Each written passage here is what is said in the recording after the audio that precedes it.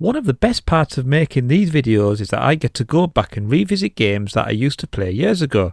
I take a look at them and see if rose tinted glasses are in play, or if they really do stand the test of time. Today is one I used to play for ages when I first got my Super Nintendo, so let's see if it's as good as I remember. Today's review is F-Zero on the Super Nintendo. Released as a launch title on the Super Nintendo, F-Zero was released in Europe in 1992. The game takes place in the year 2560, where we no longer watch Formula 1 and instead the racing is conducted using hover vehicles in the F-Zero League. There are 4 playable characters and each have their own characteristics. You pick one and off you go. The 4 characters are named in the instruction manual as Captain Falcon, Dr. Stewart, Pico and Samurai Gura. You also got an 8-page comic with the game to give Captain Falcon a backstory. He is definitely the breakout hero in this game. The game contains 15 tracks and these are divided into 3 leagues, with King being the most difficult one, and there's also 3 difficulties to start with. This is a 1-player game and you race against the computer-controlled opponents, and all the cars except for the main 4 ones are identical. I call them cars, obviously they are hover vehicles of some description.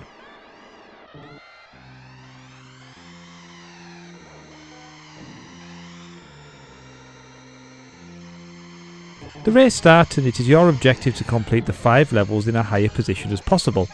The top of the screen tells you your current position, and there is another number there. You need to finish the current lap either at that position or above, or it's race over.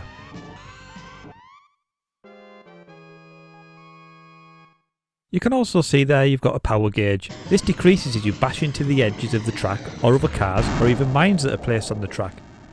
If this empties, you blow up and again it's game over. You can replenish this by running over the pit lane every lap.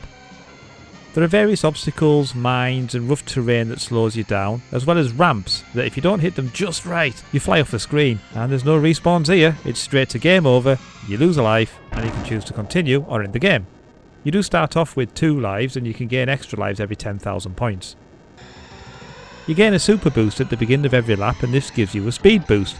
Best use these on the straights or it does get mighty hard to control. Speaking of the controls, they're simple enough. The B button accelerates, Y brakes, A uses the speed boost, L and R strafes the vehicle and helps with those tight turns.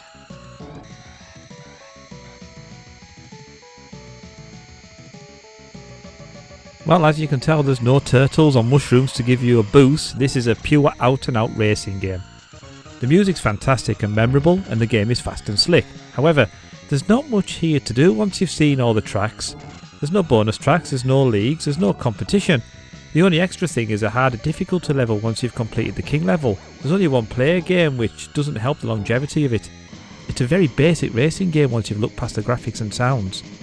The Mode 7 is very well executed here, and if I was a cynic, I would say this game, along with Pilot Wings, was released to showcase the console's capabilities rather than be a game with any replay value. But I'd only say that if I was a cynic, you understand. The game's got a few sequels and it was part of the 2017 Super Nintendo mini lineup, and being a launch title, it's to be expected really. Upon replaying the game, it didn't hold me like it used to. Yep, it's fast.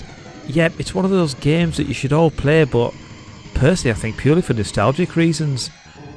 Games magazines at the time gave it rave reviews and you can see why, but some 30 years later, nah, not for me I'm afraid. Thanks for watching this episode. Do you agree with what I've said? Either way, leave some comments below. Don't forget to like and subscribe, and I'll see you next time on Noob Game Reviews.